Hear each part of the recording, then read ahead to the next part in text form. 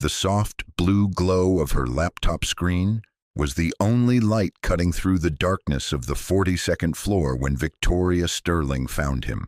She had returned to retrieve the contract she'd forgotten, the one that could make or break the Henderson acquisition. But instead of empty offices and silent hallways, she discovered a figure curled beneath her conference table. At first glance, he looked like any other exhausted janitor catching a few hours of sleep between shifts. But when he shifted in the dim light, his worn uniform riding up his back, Victoria's breath caught in her throat.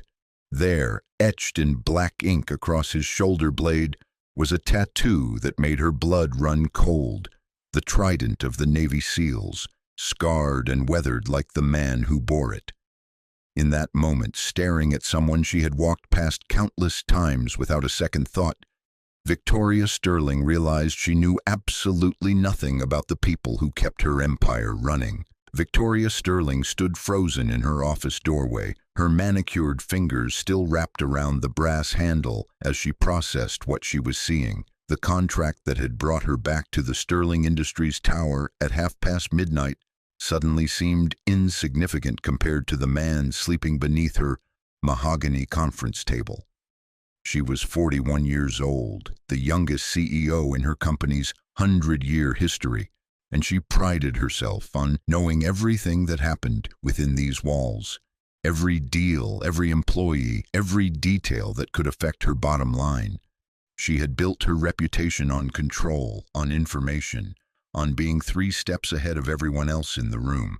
But this man, this janitor she had passed in the hallways dozens of times, was a complete mystery.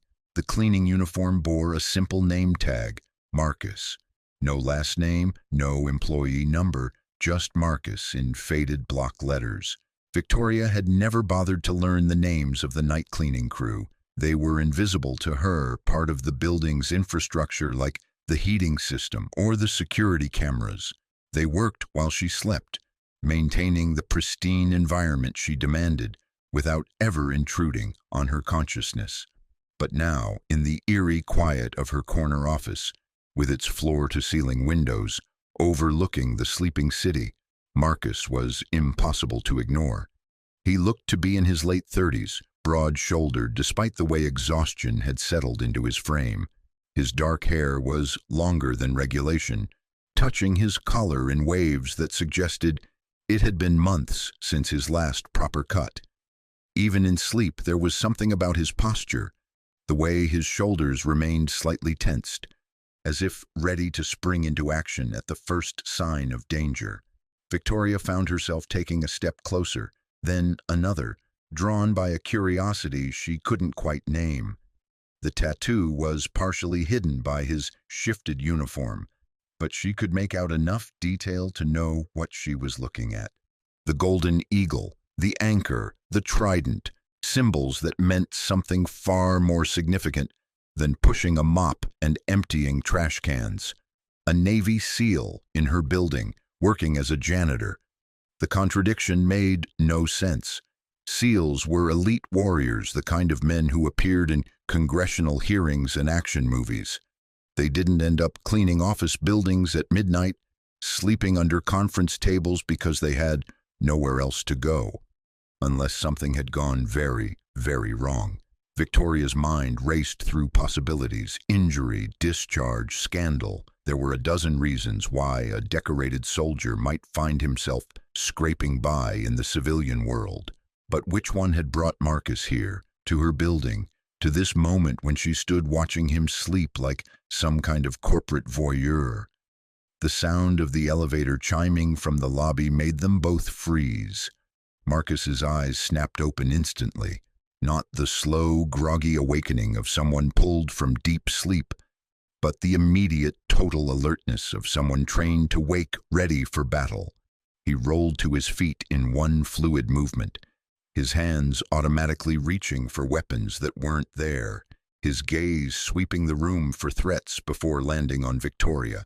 For 3 heartbeats, they stared at each other in the dim blue light of her laptop. Victoria saw intelligence in his eyes and wariness and something that might have been shame. Marcus saw a woman in a $1,500 suit who held his livelihood in her perfectly manicured hands. "Ma'am," he said quietly, his voice rough with sleep but steady. "I apologize. I'll gather my things and go." He moved toward the cleaning cart parked discreetly in the corner, but Victoria found herself speaking before she could think better of it. "Wait."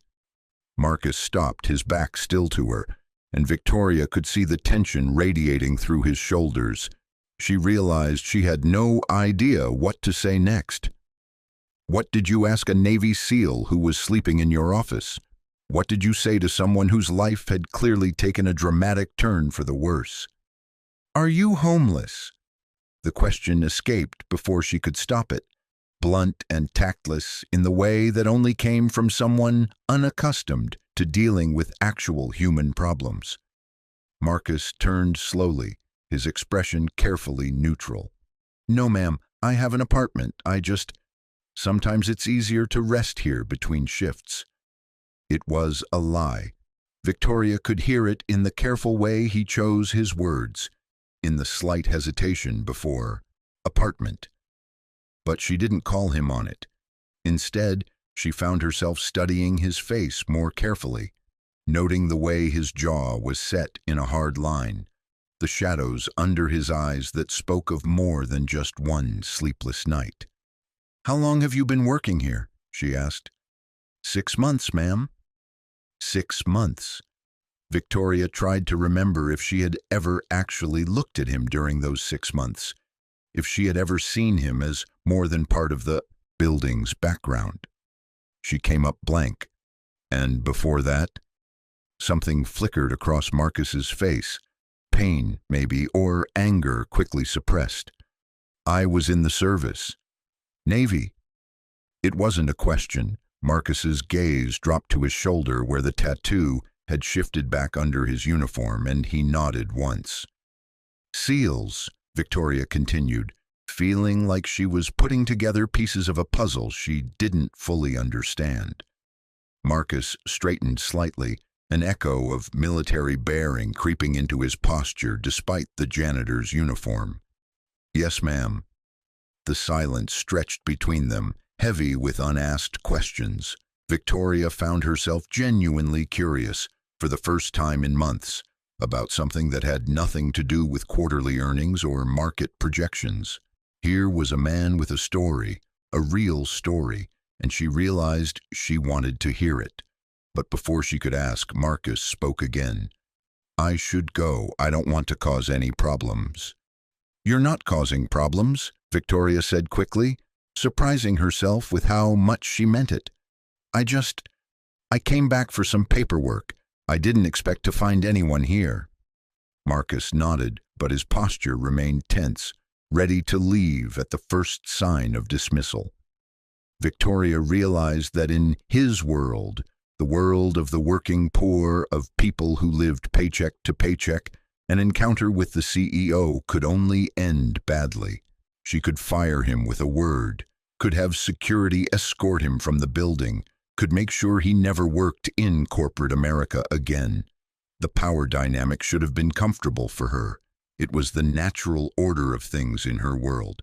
But standing there in her darkened office, looking at a man who had served his country with distinction and was now reduced to sleeping under conference tables, Victoria felt something she rarely experienced: uncertainty. "Have you eaten?" she heard herself ask. Marcus blinked, clearly not expecting the question. "I'm fine, ma'am." Another lie, or at least a deflection. Victoria glanced at her watch. 12:47 a.m. Most restaurants would be closed, but the 24-hour diner 3 blocks away would still be serving. She had never eaten there, had never eaten anywhere that didn't require reservations and cloth napkins. But she knew it existed. "There's a diner nearby," she said. "It's late and I'm hungry. Would you like to join me?" The words hung in the air between them, and Victoria realized she had no idea where they had come from. She didn't eat with employees. She didn't fraternize with staff. She certainly didn't invite janitors to midnight meals. But something about Marcus, about the tattoo, about finding him sleeping in her office, about the careful way he held himself like a man who had seen too much, made her want to break her own rules. Marcus stared at her as if she had suggested they fly to the moon together. "Ma'am, I appreciate the offer, but I don't think—" "It's not an order," Victoria said quickly. "It's just a conversation between two people who happen to be awake at an ungodly hour." She paused, then added more softly, "And I'd like to hear your story, if you're willing to tell it." For a moment, Marcus looked like he might refuse. Victoria could see him weighing his options, calculating risks, trying to figure out what game she might be playing. But then something in his expression shifted, and he gave a small nod. "All right," he said quietly, "but I'll need to secure my equipment first." Victoria watched as he methodically locked away his cleaning supplies, checking each cart and closet with the same precision she imagined he had once used to secure military equipment. Even in this mundane task, she could see echoes of his training, the attention to detail that had kept him alive in places she couldn't imagine. As they walked toward the elevator together, the billionaire CEO and the Navy SEAL janitor, Victoria realized she was about to have the most interesting conversation of her life. She just hoped she was prepared for whatever story Marcus was about to tell. The city looked different at this hour, emptier but somehow more honest. As they stepped out of the Sterling Industries building into the cool night air, Victoria caught Marcus glancing back at the tower that bore her family's name, and she wondered what he saw when he looked at the empire she had inherited and expanded. Tomorrow she would have to decide what to do with what she had learned tonight. But for now, walking down the empty sidewalk beside a man whose life had intersected with hers in the most unexpected way, Victoria Sterling allowed herself to simply be curious. If you're enjoying this story so far, don't forget to hit the like button and subscribe. Drop a comment telling me where in the world you're watching from. I love hearing from you. The diner was exactly what Victoria had expected, and nothing like she was prepared for. The fluorescent lights were too bright, the vinyl booths cracked with age, and the smell of coffee that had been sitting too long mixed with the lingering scent of fried food. She had never set foot in a place like this, had never needed to, but as she slid into the booth across from Marcus, she found herself oddly fascinated by the authenticity of it all. Marcus looked more at ease here than he had in her office, though he still carried himself with that subtle alertness she was beginning to recognize as part of his nature.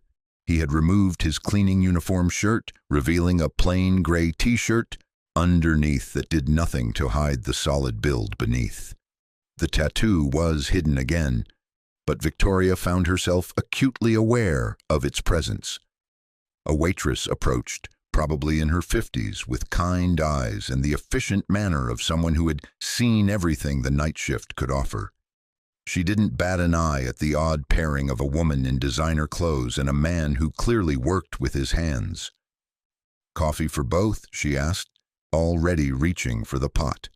"Please," Victoria said, realizing she had no idea what she wanted to eat at 1 in the morning. Marcus ordered eggs and toast with the easy familiarity of someone who came here often, and Victoria found herself asking for the same.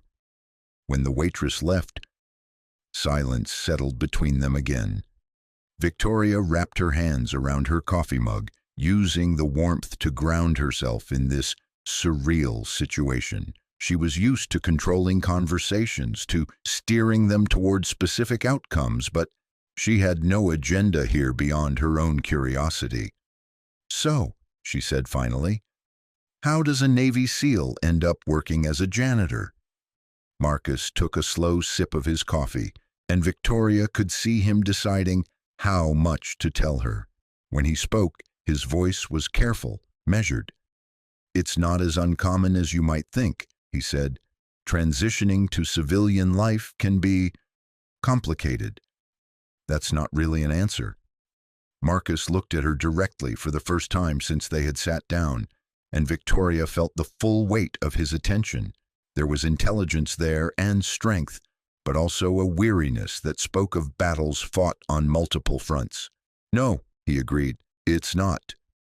Victoria waited, sensing that pushing would only make him retreat further.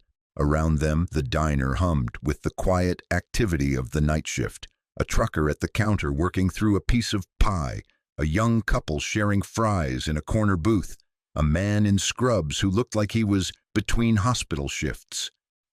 "I served for 12 years, Marcus said suddenly. 3 deployments to Afghanistan, 2 to Iraq, 1 to Syria that officially never happened. I was a team leader, good at my job, respected by my men." He paused as the waitress returned with their food, and Victoria noticed how he automatically positioned himself to see both the entrance and the back exit. Old habits, she realized, the kind that kept you alive in places where relaxing could be fatal. "What changed?" she asked gently. Marcus picked at his eggs, not really eating. "My last mission, we were extracting a high-value target, someone who had intelligence about an upcoming attack on American forces.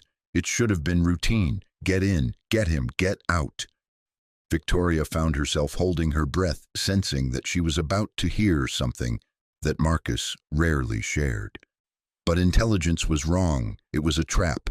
My team walked into an ambush, and He stopped, his jaw working as he fought for control. "I made a call, a bad call, and good men died because of it." The pain in his voice was raw, immediate, as if the events had happened yesterday instead of however long ago it had actually been. Victoria felt something twist in her chest. Not pity, but something deeper. Recognition, maybe, of the weight that came with making decisions that affected other people's lives. "How many?" she asked quietly. 3. 3 of the best men I ever served with."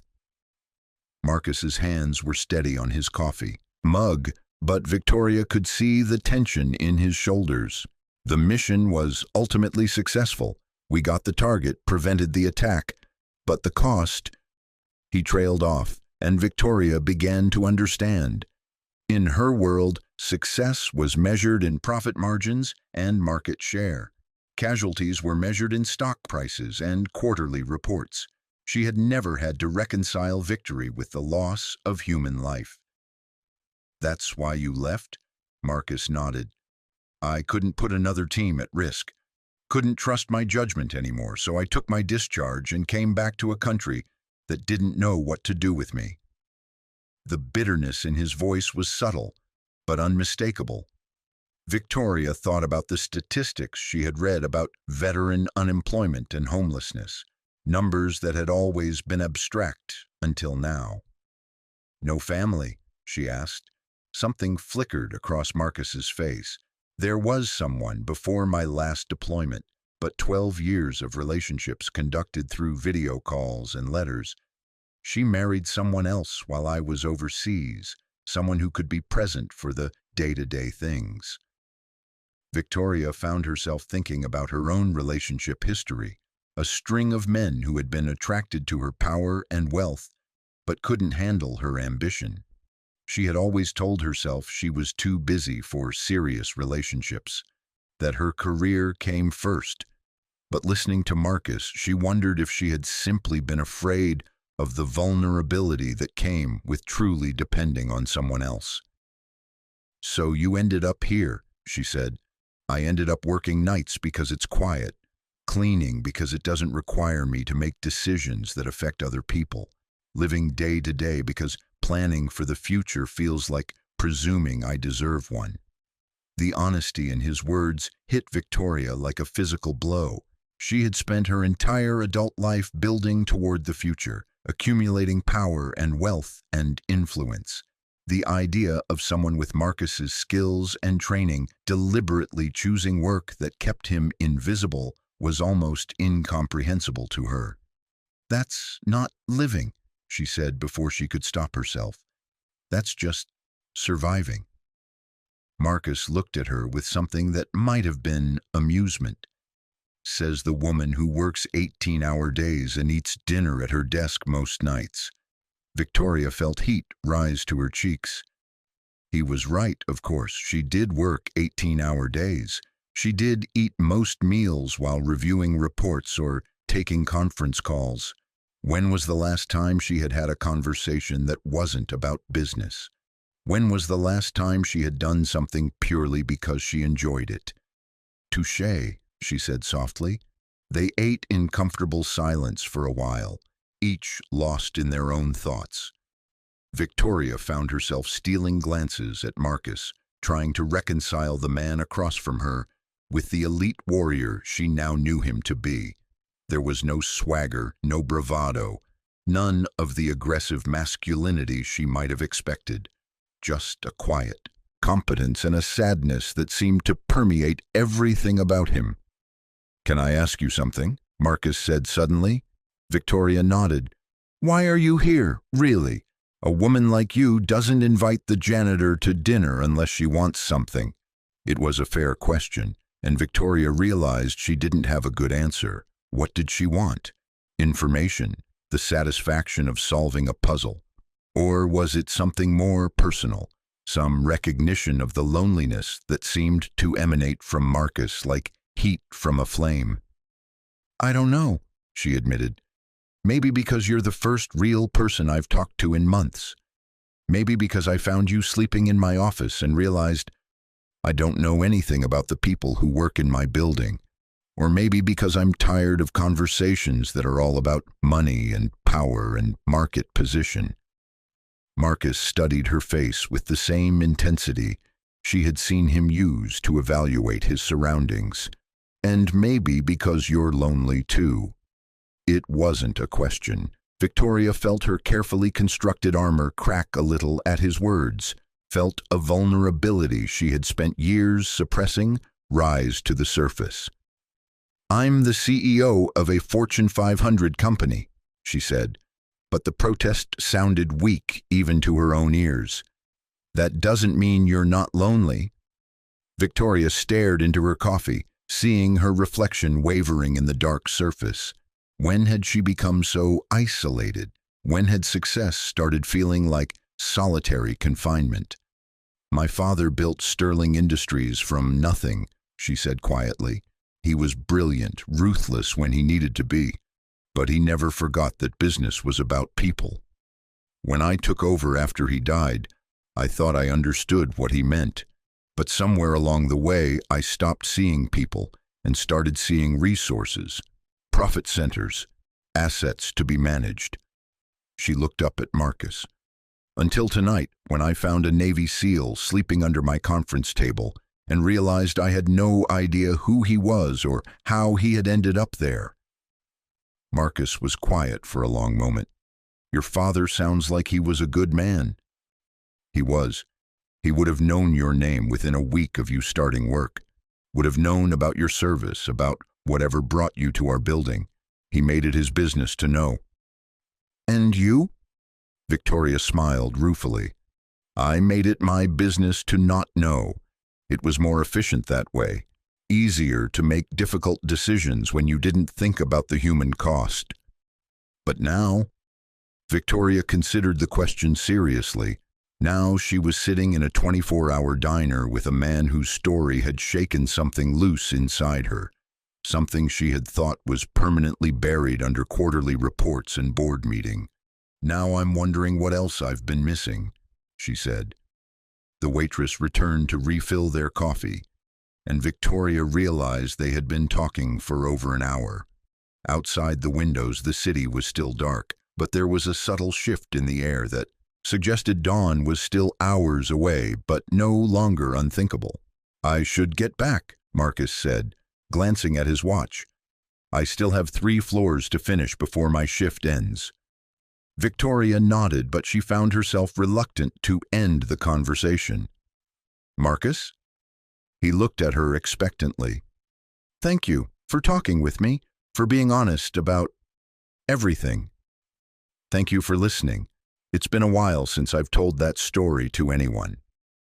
They stood to leave, and Victoria insisted on paying despite Marcus's protests. As they walked back toward the Sterling Industries building, she found herself thinking about the morning ahead. She had meetings scheduled, decisions to make, calls to return. The normal machinery of corporate life would resume, and this strange interlude would become just a memory. But as she watched Marcus disappear into the service elevator to finish his cleaning rounds, Victoria realized something fundamental had shifted inside her. She couldn't unknow what she now knew about him, couldn't unsee the man behind the uniform. And more than that, she couldn't ignore the questions his story had raised about her own life, her own choices, her own carefully constructed isolation. Tomorrow would bring new challenges, new complications. But for the first time in years, Victoria Sterling found herself looking forward to them. As she rode the executive elevator back to her office to collect the contract that had started this entire evening, Victoria made a decision. She was going to learn the names of her night cleaning crew, all of them. It seemed like the least she could do, and it seemed like exactly what her father would have done. Victoria Sterling arrived at her office the next morning with a purpose she hadn't felt in months. The contract she had retrieved from her desk the night before sat signed and sealed in her briefcase, but her mind wasn't on the Henderson acquisition. Instead, she found herself thinking about a man named Marcus, who had served his country with honor and was now invisible in her own building. The first thing she did was call Human Resources. "Sarah, I need the personnel file for one of our night cleaning staff. Marcus." She paused, realizing she still didn't know his last name. "He's been with us for 6 months. "Ma'am?" Sarah Peterson, the head of HR, sounded confused. Victoria had never asked about cleaning staff before.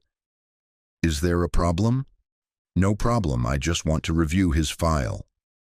20 minutes later, Sarah knocked on Victoria's office door with a thin manila folder. "This is all we have on Marcus Rodriguez," she said, setting it on Victoria's desk. "He was hired through our contractor, Pinnacle Cleaning Services. Background check came back clean, references were solid, but there's not much detail." Victoria opened the file as Sarah left. The information was sparse, a single page with basic details. Marcus Rodriguez, 38 years old. Previous employment listed simply as U.S. Navy. 12 years. No emergency contact, no next of kin. An address in a part of the city Victoria had never visited. But it was the reference letters that caught her attention. 2 were from former Navy colleagues, brief, professional recommendations that praised his reliability and character. The 3rd was from someone named Elena Martinez at the Downtown Veterans Center, describing Marcus as a man of integrity struggling with reintegration challenges. Victoria sat back in her chair, staring at the sparse details of a life. 12 years of military service reduced to a single line. A Navy SEAL's career summarized in corporate shorthand. It felt wrong, somehow, insufficient. She picked up her phone and dialed the Veterans Center. "Ms. Martinez, this is Victoria Sterling from Sterling Industries. I'm calling about Marcus Rodriguez." There was a pause on the other end. "Is Marcus in some kind of trouble? He's one of our most reliable—" "No trouble," Victoria said quickly. "I'm trying to understand his situation better. He works in my building and I'd like to help if I can." Elena Martinez's voice warmed slightly. "That's unusual. Most employers don't follow up once they've hired our veterans. Marcus is a good man who's been dealt some difficult cards. Can you tell me more about his situation?" "I'm limited in what I can share, but Marcus came to us about 8 months ago. He was living out of his car, hadn't worked since his discharge, 6 months before that. Classic case of a decorated veteran who couldn't find his place in civilian life." Victoria felt something clench in her chest. Living out of his car. He's in an apartment now, but just barely. works 60 hours a week between 2 cleaning jobs to make rent, too proud to accept help, too damaged to ask for what he needs. After hanging up, Victoria spent the morning in meetings she couldn't focus on. Her mind kept drifting to the image of Marcus, curled under her conference table, to the careful way he had spoken about his service and his failures. She thought about Elena Martinez's words, too proud to accept help, too damaged to ask for what he needs. At lunch, instead of her usual Caesar salad, eaten while reviewing reports, Victoria drove to the address listed in Marcus's file. The apartment building was exactly what she had expected, and somehow worse than she had imagined. 4 stories of weathered brick in a neighborhood where hope seemed to have packed up and moved somewhere more prosperous. The lobby smelled of disinfectant and resignation, and the elevator made sounds that suggested it was held together by determination and duct tape. Marcus's apartment was on the 3rd floor, number 3B. Victoria stood in the hallway for a long moment, wondering what she was doing here. She had no legitimate business reason for this visit, no clear plan for what she wanted to accomplish. She was operating on instinct, on a feeling she couldn't quite name. Before she could lose her nerve, she knocked. The door opened to reveal Marcus in civilian clothes, jeans and a navy blue t-shirt that emphasized the breadth of his shoulders. His expression shifted from surprise to wariness when he saw her. "Ms. Sterling," he said, "is everything all right?" "I was hoping we could talk," Victoria said. "May I come in?" Marcus hesitated, and Victoria could see him calculating the risks of letting his CEO into his personal space. But after a moment, he stepped aside. The apartment was smaller than Victoria's walk-in closet. A studio with a pull-out bed that hadn't been pulled out, a kitchenette that consisted of a hot plate and a mini fridge, and a single window that looked out onto an air shaft. But it was meticulously clean, organized with military precision. A small desk held a laptop that had seen better years, and the walls were bare except for a single photograph. Marcus in dress uniform with his SEAL team, all of them young and confident and alive. "It's not much," Marcus said, his voice carefully neutral. "It's clean," Victoria replied, and immediately regretted how that sounded. "I mean, I know what you mean." Marcus gestured to the single chair. "Would you like to sit?" Victoria took the offered seat while Marcus leaned against the kitchen counter, maintaining distance. She looked around the space again, noting details. No television, a stack of library books on the desk, military history, but also a novel about World War II and a biography of Frederick Douglass, a coffee mug with the Navy SEAL Trident that looked like it had been washed and rewashed until the gold lettering was nearly gone. "I looked into your background," Victoria said without preamble. "I hope you don't mind." Marcus's expression didn't change. "What did you find?" "Not much. Your file is pretty thin. But I spoke with Elena Martinez at the Veterans Center." Something flickered across Marcus's face. "Elena talks too much. She cares about you. She cares about all of us. It's her job." Victoria leaned forward. "Marcus, why didn't you tell me last night that you were living in your car when you started working for us?" The question hit its mark. Marcus's composure cracked just slightly, a flash of something raw and vulnerable before the mask slid back into place. "It wasn't relevant." "Wasn't relevant." Victoria stood, frustration bleeding into her voice. "You're a decorated veteran with 12 years of service and you were homeless. How is that not relevant?" "Because it doesn't change anything." Marcus's voice was steady, but Victoria could see the tension in his posture. "I'm still just the guy who mops your floors. I'm still the guy who made a mistake that got good men killed. A sob story doesn't change that." "It's not a sob story. It's your life." "It's my failure." The words hung between them, heavy with self-recrimination. Victoria realized she was seeing something she rarely encountered in her world: genuine humility twisted into something destructive. In corporate America, everyone oversold their accomplishments, inflated their importance, spun their setbacks into learning opportunities. But Marcus had taken the opposite approach, diminishing himself until he was almost invisible.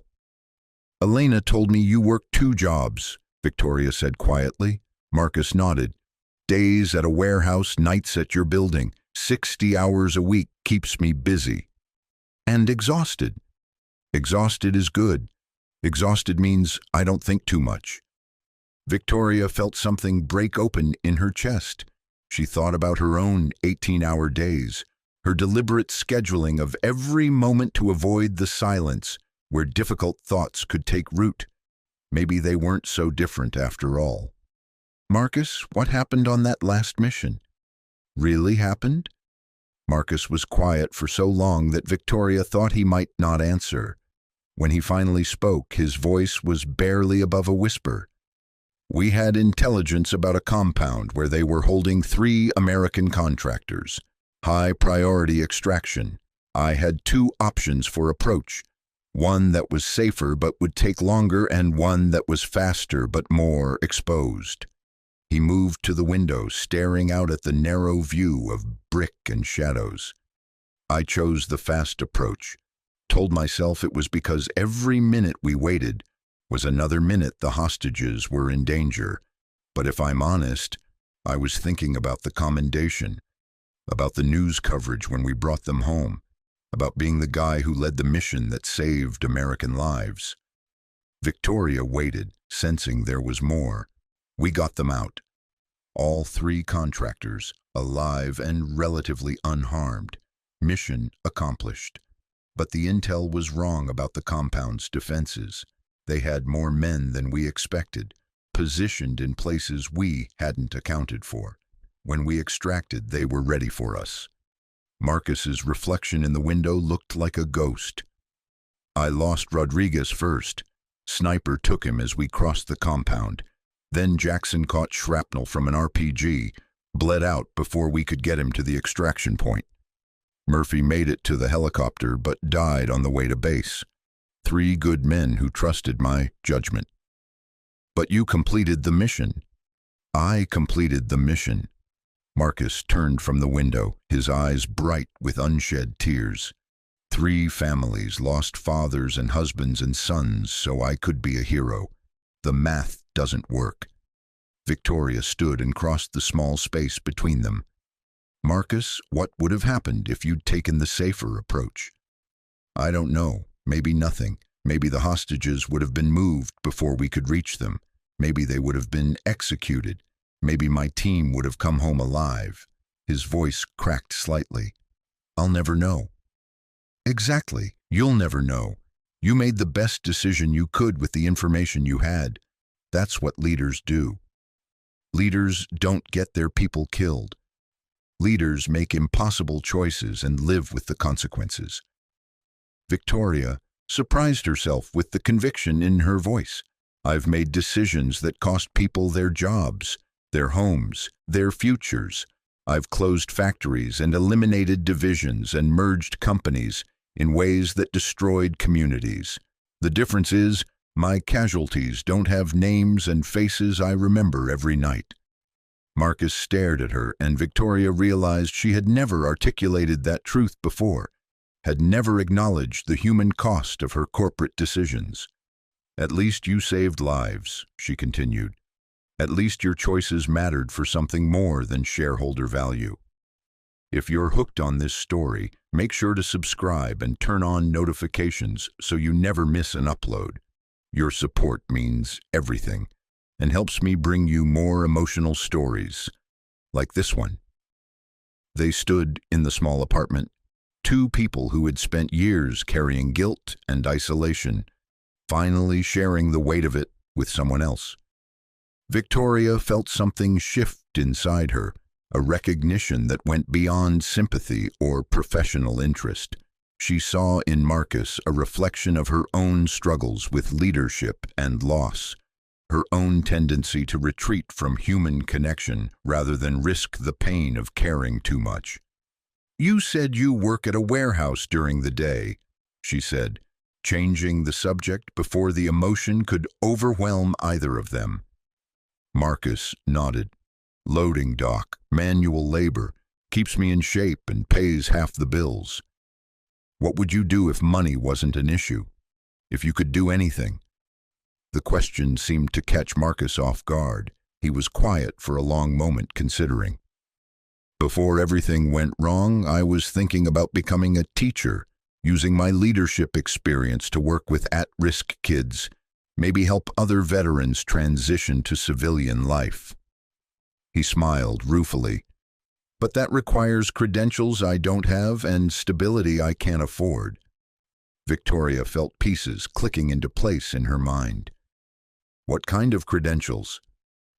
"Teaching certificate, educational psychology coursework, probably a master's degree eventually. The kind of thing that takes time and money I don't have." "What if you did have them?" Marcus looked at her suspiciously. "What are you thinking?" Victoria wasn't entirely sure herself, but an idea was forming, something that felt right in a way her business decisions rarely did. "I'm thinking that Sterling Industries has an educational assistance program, full tuition reimbursement for employees pursuing relevant degrees." "I'm not an employee, I work for a contractor." "That could be changed." Marcus stepped back, his expression guarded. "I don't want charity." "It's not charity, it's an investment. We have a corporate training program that could benefit from someone with your leadership experience, and we're always looking for consultants who understand veteran integration issues." She could see him processing the offer, weighing his pride against his practical needs. It was a delicate balance, and Victoria realized she needed to be careful not to push too hard. "Think about it," she said. "No pressure, no expectations. Just think about what you could do if you had the resources to get back to where you want to be." Marcus walked her to the door, and Victoria could feel the weight of unresolved tension between them. She had revealed more of herself than she intended, and he had shared pain he clearly wasn't used to sharing. They were both vulnerable in ways that felt dangerous and necessary. "Ms. Sterling," Marcus said as she stepped into the hallway. "Victoria," she corrected. "Please." "Victoria, thank you for coming here, for listening. It's been a long time since I've talked about any of this." "Thank you for trusting me with it." As Victoria drove back to her office, she found herself thinking about the photograph on Marcus's wall. Young men in uniform, confident and proud and unaware of what was coming. She thought about the space around that photograph, the emptiness that suggested a life stripped down to its essentials. And she thought about the way Marcus had looked when he talked about teaching, about working with veterans, about using his experience to help others navigate the same treacherous waters he was still learning to swim. That afternoon, Victoria did something she had never done before. She cleared her calendar for the rest of the week and spent the time learning about veteran employment statistics, about the challenges faced by former military personnel transitioning to civilian careers, about the resources available and the gaps that still existed. The numbers were sobering. Unemployment rates among recent veterans that were double the national average. Homelessness rates that made her sick to read. Suicide statistics that kept her awake that night, staring at her ceiling and thinking about men like Marcus, who carried invisible wounds that never quite healed. But she also found reasons for hope. Companies that had developed successful veteran hiring programs, educational initiatives that were making a real difference, organizations like Elena Martinez's Veterans Center that were doing crucial work with limited resources. By Thursday, Victoria had a plan. She started with a call to her head of human resources. "Sarah, I want to create a new position, Director of Veterans Affairs. someone who would oversee our hiring initiatives for former military personnel and manage our educational assistance programs. That's a great idea, Ms. Sterling. Do you have someone in mind for the position? I might, but first I need you to look into converting some of our contract cleaning staff to direct employees, full benefits, educational assistance, the works. All of them? Start with the night shift. And Sarah, I want this done quickly and quietly. No fanfare, no press releases, just take care of it. Victoria's next call was to Elena Martinez. I'm interested in partnering with the Veterans Center, Victoria said. Sterling Industries wants to fund a scholarship program for veterans pursuing higher education. I'm thinking full tuition plus living expenses for qualified candidates. Elena's excitement was palpable even through the phone. Ms. Sterling, that would be incredible. How many scholarships are you thinking? Start with 10. We'll see how it goes from there. That night, Victoria stayed late at the office, not because she had work to finish, but because she wanted to see Marcus. She had a job offer to make and a scholarship application to give him, but more than that, she wanted to see him again. To continue the conversation they had started in his apartment, to explore whatever this connection was that had sparked between them.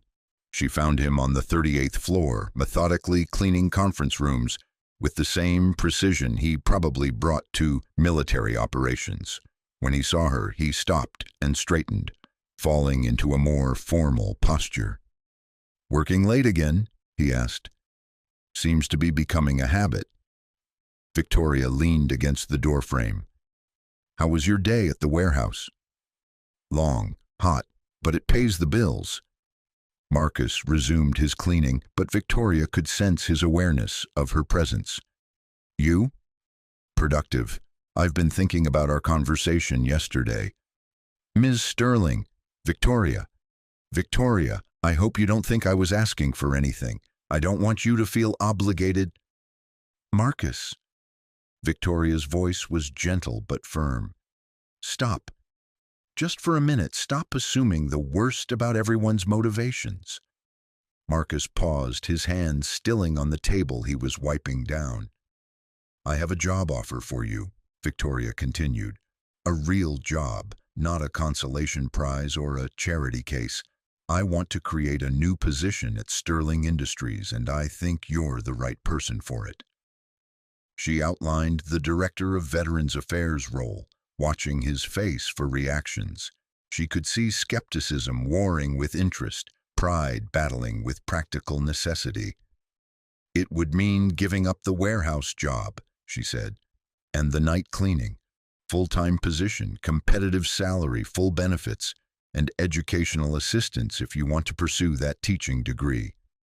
Marcus set down his cleaning supplies and looked at her directly. Why? Because you're qualified. Because we need someone who understands what veterans face when they leave the service. Because you have leadership experience and a perspective that would be valuable to our organization. And? Victoria smiled slightly. Marcus was too perceptive to accept the corporate reasoning alone. And because I think you need this as much as we do. Not the job. You could find another job, but the chance to use your skills for something that matters, the opportunity to help people the way Elena Martinez helped you. Marcus was quiet for a long time, and Victoria found herself holding her breath. She realized how much she wanted him to say yes, not just because she believed he would be good at the job, but because she wanted him in her world, wanted to see what he could become if he stopped punishing himself for being human. I'd want to do it right, Marcus said finally. Not just show up and collect a paycheck. If I took this job, I'd want to make a real difference. I wouldn't expect anything less. Marcus looked around the conference room, at the cleaning supplies that had been his world for 6 months, at the windows that showed the city lights stretching endlessly in all directions. When would you need an answer? Take as much time as you need. But Marcus? Victoria stepped closer, close enough that she could see the flecks of gold in his brown eyes. Whatever you did or didn't do in Afghanistan, whatever mistakes you think you made, that's not who you are. That's just one chapter in your story. You get to write the rest. As Victoria left the building that night, she realized something had fundamentally shifted in her world. For the first time in years, she was excited about Monday morning, not because of a deal or a merger or a quarterly report, but because she might get to work alongside someone who had reminded her why business could be about more than just profit. She had found Marcus sleeping under her conference table, invisible and forgotten, but somehow in the process of trying to help him, she had found something she didn't even know she was looking for. She had found herself. Marcus Rodriguez stared at his reflection in the bathroom mirror of his small apartment, adjusting the tie he hadn't worn in over a year. Today was his first day as Director of Veterans Affairs at Sterling Industries, and despite 3 sleepless nights of second-guessing his decision, he had finally accepted Victoria's offer. The past 2 weeks had moved with a speed that left him dizzy. Background checks, paperwork, meetings with HR about benefits and salary, a figure that was more than he had made in his best year in the military. Victoria had insisted on covering his first month's expenses so he could give proper notice at the warehouse, a gesture that had made him uncomfortable until she pointed out that it was standard corporate practice for executive-level hires. Executive level. The phrase still felt foreign in his mouth. As Marcus walked through the lobby of Sterling Industries that Monday morning, everything looked different. The security guard who had nodded at him with the casual indifference reserved for service staff now stood and shook his hand, welcoming him with genuine warmth. The elevators he had only accessed with his cleaning keycard now opened to floors he had never seen. His office was on the 15th floor, modest but professional, with a view of the city that made his old apartment window seem like a porthole. Victoria had insisted he choose his own furniture from the catalog, and Marcus had selected pieces that were functional rather than impressive: a solid desk, comfortable chairs for visitors, bookshelves that would actually hold books rather than serve as decoration. But it was the nameplate on his door that stopped him cold. Marcus Rodriguez, Director of Veterans Affairs. Seeing his name in corporate gold lettering felt like putting on someone else's clothes. Having second thoughts? Victoria's voice came from behind him. Marcus turned to find her approaching with 2 cups of coffee and a smile that was both professional and something warmer. Third and fourth thoughts, he admitted, accepting the coffee gratefully. This still feels surreal. Good. If it felt normal, it would mean you weren't taking it seriously enough. Victoria gestured toward his office. May I? They sat across from his new desk, and Marcus was struck by how different this felt from their midnight conversation in the diner. Here, surrounded by the trappings of corporate power, their roles should have been clearly defined: CEO and employee. But the dynamic between them remained something more complex, more personal. I've been working on your first assignment, Victoria said, sliding a folder across the desk. We've identified 43 veterans currently employed by our various contractors and subsidiaries. Most are in security or maintenance roles, but their military background suggests they're significantly underemployed. Marcus opened the folder to find detailed profiles of each veteran, their service records, current positions, and educational backgrounds. The waste of talent was staggering. Former NCOs working as security guards, ex-pilots driving delivery trucks, decorated combat medics cleaning office buildings. This is just the beginning, Victoria continued. I want you to interview each of them personally, assess their skills and interests, and develop individualized career development plans. Some might be candidates for internal promotion, Others might benefit from educational assistance. Your job is to figure out how we can best serve them while serving our own interests. Marcus studied the profiles, recognizing patterns he knew too well. Most of these people have been civilian for less than 2 years. They're still figuring out how to translate their military experience into corporate language. Exactly. That's why they need someone who understands both worlds. As Victoria left him to settle into his new role, Marcus felt the weight of responsibility settling on his shoulders. 43 people who had served their country and were now struggling to find their place in civilian life. 43 stories like his own, each carrying its own burden of transition and loss and hope. His first interview was scheduled for 10 o'clock. James Crawford, former Army Ranger, currently working night security at one of Sterling's subsidiary warehouses. According to his file, Crawford had a Bronze Star and 2 Purple Hearts, but had been unemployed for 8 months before taking the security position. Crawford arrived precisely on time, dressed in clothes that were clean but worn, his posture military straight despite obvious discomfort. Marcus recognized the look immediately, the hypervigilance of someone who had learned to treat every space as potentially hostile. "Sergeant Crawford," Marcus said, standing to greet him. "Thank you for coming in." "It's just James now, sir. I separated 2 years ago." Crawford's handshake was firm, his eyes automatically scanning the office before settling on Marcus's face. "Just Marcus. I separated too. 12 years. Navy SEALs." Something shifted in Crawford's expression, a subtle relaxation of the shoulders that suggested recognition between brothers in arms. "What's this about, Marcus? My supervisor said you wanted to discuss career development opportunities, but nobody's ever cared about developing my career before." Marcus gestured to the chairs by the window, deliberately choosing the more informal seating area over the imposing desk setup. "Sterling Industries is restructuring how we approach veteran employment. We think we're not making the best use of the skills and experience our veteran employees bring to the table." "You mean you think we're capable of more than watching doors and emptying trash cans?" The bitterness in Crawford's voice was familiar. Marcus had felt it himself. The grinding frustration of being seen as just another body to fill a menial position.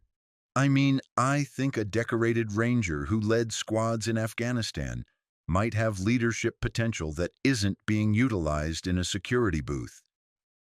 Crawford leaned back, studying Marcus with new interest. "What kind of leadership potential?" "That's what I'm here to find out.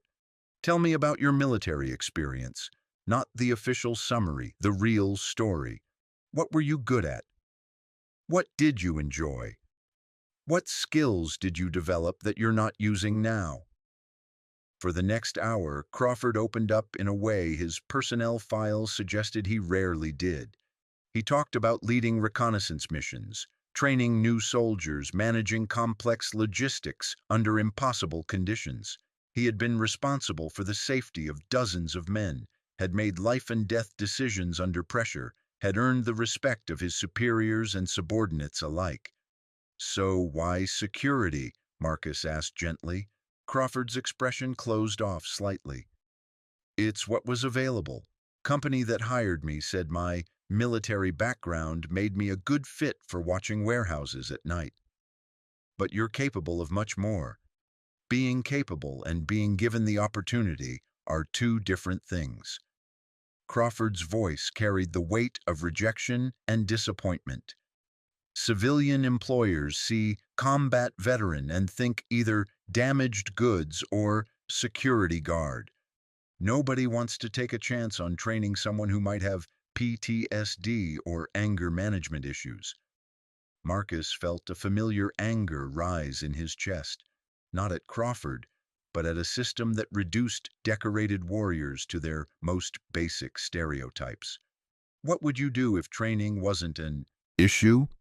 If you could pursue any career path you wanted?" Crawford was quiet for a moment, and Marcus could see him considering whether to voice a dream that had probably been deferred too many times. I always thought about getting into project management, leading teams, coordinating complex operations, solving logistical problems. It's similar to what I did in the Rangers, but in a business context. Marcus made notes, already seeing possibilities. Sterling Industries had several upcoming construction and technology projects that would require exactly those skills. James, what would you say to a management training program? 6 months of intensive education in business management, project coordination, and corporate leadership. Full salary while you train, guaranteed placement in our operations division when you complete it. Crawford's eyes widened. What's the catch? No catch. Just the expectation that you'll work hard and use your training to help other veterans who come after you.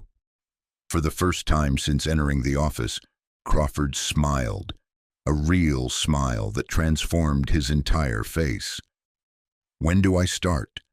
Marcus spent the rest of the week conducting similar interviews, and each conversation reinforced his belief that Victoria's vision was not just progressive, but necessary. Veteran after veteran told stories of underemployment, of skills that went unrecognized, of potential that was being wasted because no one had bothered to look beyond their current job titles. By Friday afternoon, Marcus had developed preliminary career development plans for 20 of the 43 veterans in his files. Some, like Crawford, were ready for immediate advancement opportunities. Others would benefit from educational assistance or skills training. A few needed counseling support to address trauma that was interfering with their ability to function in civilian workplaces. But it was his last interview of the week that shook him to his core. Maria Santos had been a Navy corpsman, serving 2 tours in Iraq before separating 3 years ago. She currently worked in Sterling's mailroom, sorting packages and delivering correspondence throughout the building. Her files showed she had been a field medic with extensive trauma care experience, but her current position utilized none of those skills. I tried to get work in hospitals, Maria explained, sitting across from Marcus in his office. But my military medical training doesn't translate directly to civilian certifications. Most places wanted me to start over, go back to school for nursing or paramedic training. I couldn't afford to spend 2 years in school without income. Marcus nodded, understanding the trap that caught many veterans. Military skills that had no direct civilian equivalent, educational requirements that ignored years of real-world experience. So you ended up in the mailroom. I ended up grateful for any job that offered benefits. Maria's voice was matter-of-fact, but Marcus could hear the resignation underneath. It's honest work, it pays the bills, and nobody asks me about my combat experience during job interviews. Maria, what happened to make you leave the medical field entirely? Maria was quiet for a long moment, and Marcus recognized the internal struggle of someone deciding how much truth to share. Bad day in Fallujah, she said finally. IED took out a convoy, multiple casualties. I worked on a kid, maybe 19 years old, for 40 minutes. Did everything right, followed every protocol. But sometimes everything right isn't enough. Marcus felt his chest tighten. He didn't make it. He did, actually. Saved his life. Got him stabilized for transport. He made a full recovery, went home to his family. Maria looked directly at Marcus. But for those 40 minutes, I held that boy's life in my hands. And when it was over, when I finally got him breathing and stable, I realized I couldn't do it anymore. Couldn't carry that weight every day. The words hit Marcus like a physical blow. Maria was describing his own decision to leave the SEALs, the same crushing weight of responsibility that had driven him away from the work he had been trained to do. "So you walked away," he said softly. "I walked away, and for 3 years I've been telling myself it was the right choice. That sorting mail is better than failing someone when it really counts." Marcus stared at Maria, seeing himself reflected in her resignation, her retreat from purpose into safety. But he also saw something else, an opportunity to rewrite both their stories. "Maria, what if I told you there was a way to use your medical skills without carrying the full weight of life and death decisions? What if you could train others, develop protocols, work in emergency preparedness without being the one holding the scalpel?" Maria's eyes sharpened with interest.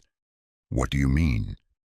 "Sterling Industries has manufacturing facilities, construction sites, office buildings full of people.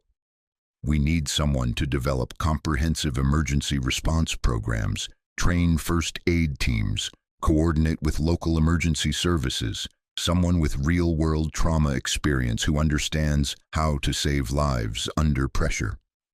Marcus leaned forward, his excitement building as the idea took shape. "You wouldn't be treating patients directly, but you'd be ensuring that when accidents happen, when emergencies arise, there are people trained to respond effectively. You'd be multiplying your impact, using your experience to save lives you might never meet." Maria sat back, processing the proposal. Marcus could see her considering it, weighing her fear against her desire to be useful again. "I don't have the civilian certifications for that kind of role." "We'll get you the certifications. Full educational support, training budget, whatever you need. The question is, do you want to matter again?" Tears formed in Maria's eyes, and Marcus realized he had asked the question that he needed to answer for himself. "Do you want to matter again?" "Yes," Maria whispered. "God, yes, I want to matter again." As Maria left his office, Marcus sat alone in the gathering darkness, staring out at the city lights. In 1 week, he had interviewed 20 veterans and discovered 20 stories of potential being wasted, of skills being underutilized, of people who had served their country being discarded by the system they had protected. But more than that, he had discovered his own path forward. In helping others reclaim their purpose, he was reclaiming his own. His phone buzzed with a text from Victoria. "How was your first week? Dinner to debrief?" Marcus smiled, realizing he was looking forward to sharing his discoveries with someone who would understand their significance. He texted back, "Long but good. Yes, to dinner. I have stories to tell." An hour later, they sat across from each other in a restaurant that was upscale but not ostentatious, the kind of place where actual conversation was possible. Victoria listened as Marcus described his week, his interviews, his growing understanding of the scope of veteran underemployment. 20 success stories in 1 week, Victoria said when he finished. "That's remarkable. It's just the beginning. If we can prove this model works, if we can show other companies the value of investing in veteran potential rather than just veteran employment, we could change how the entire corporate world approaches this issue." Victoria raised her wine glass. "To changing the world, one veteran at a time." Marcus clinked his glass against hers, but his expression remained serious. "Victoria, I need to ask you something, and I need you to be completely honest." "Of course." "Why are you really doing this?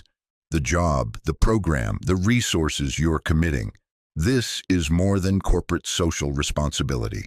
This is personal for you. Why?" Victoria set down her glass, considering her answer carefully. When she spoke, her voice was quieter than usual. "Because I spent 10 years building a company that maximized profit by minimizing human costs. I got very good at seeing people as resources to be optimized rather than individuals with stories and potential and dreams." She paused. "And because meeting you reminded me of something my father always said. The measure of a company isn't its quarterly earnings. It's the lives it improves along the way. And, Victoria smiled slightly, and because I think we make a good team. You see possibilities in people that I've trained myself to overlook. I have resources and platform that you could never access on your own. Together we might actually accomplish something meaningful. Marcus felt something warm spread through his chest, a feeling he hadn't experienced in years. Not just attraction, though he was increasingly aware of Victoria as a woman rather than just his employer, but something deeper, partnership, shared purpose, the sense that his life was moving toward something important rather than away from something painful. There's something else, Victoria continued. I've been thinking about our conversation in your apartment, about the mission where you lost your men. Marcus tensed, not sure he wanted to revisit that pain. You said you made a bad call, that good men died because of your decision. But Marcus, every veteran I've read about, every interview I've sat in on this week, they all describe you the same way. They say you were the kind of leader who would never sacrifice his men for personal glory. You've been interviewing people about me.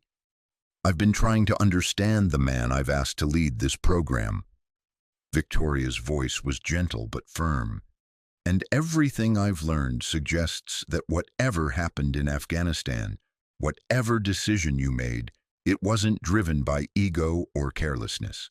It was driven by the same thing that made you a good leader for 12 years, concern for others. Marcus felt his carefully constructed walls beginning to crack. Victoria, I'm not asking you to forgive yourself. I'm asking you to consider the possibility that you've been carrying guilt that doesn't belong to you, that maybe the real tragedy isn't the decision you made, but the fact that it drove away someone who could have continued saving lives. The words hit Marcus with devastating accuracy. He had spent 2 years in self-imposed exile, punishing himself for being human, for making an impossible choice with incomplete information. But looking across the table at Victoria, seeing the conviction in her eyes, he began to wonder if she might be right. What if I fail again? He asked quietly. What if I make the wrong call with one of these veterans? What if someone gets hurt because I push them too hard or too fast? Then you'll learn from it and do better next time. That's what leaders do. They make imperfect decisions with incomplete information and accept responsibility for the consequences. Victoria reached across the table and covered his hand with hers. But Marcus, doing nothing guarantees failure. Staying safe guarantees that all those veterans will remain stuck where they are. Marcus looked down at her hand on his, small and elegant but surprisingly strong. When he met her eyes again, he saw something that made his breath catch, not just professional respect or humanitarian concern, but something warmer, more personal. Victoria, I need to tell you something. What? This job, this program, working with you, it's the first time in 2 years that I've felt like myself again. The first time I've felt like I might have something to contribute. Victoria's eyes softened. You've always had something to contribute. You just needed someone to remind you of that. They sat in comfortable silence for a moment, hands still touching across the white tablecloth. Marcus realized they had crossed a line somewhere during the evening, moved from professional collaboration to something more intimate. The awareness was both thrilling and terrifying. I should probably mention, Victoria said with a small smile, that there's a company policy against fraternization between executives. Probably, Marcus agreed. Good thing I was never much for following rules. Victoria laughed, a sound that was quickly becoming one of Marcus's favorite things. In that case, would you like to have coffee at my place? I have some program proposals I'd like to run by you. Marcus smiled, understanding that the proposals were probably secondary to the invitation. I'd like that very much. As they left the restaurant together, walking into the cool night air, Marcus felt something he hadn't experienced since before his last deployment. Hope for the future. Not just for his own future, but for the future he and Victoria might build together. A future where veterans found purpose instead of just employment, where companies measured success by lives improved rather than costs cut, where two damaged people might heal each other while healing the world around them. Thank you so much for watching until the end. If you loved this story, check out the other videos on your screen now. I think you'll really enjoy them. And don't forget to subscribe if you haven't already. See you in the next story. The story of Marcus Rodriguez and Victoria Sterling was just beginning, but already it was clear that their collision in a darkened office had changed everything. Not just for them, but for every veteran whose potential would be recognized, every life that would be transformed, every person who would learn that sometimes the greatest courage comes not from carrying weight alone, but from accepting help and offering it in return. In a world that often reduced people to their failures, they had chosen to see each other's possibilities, and in doing so, they had discovered that redemption wasn't a destination. It was a journey they could take together.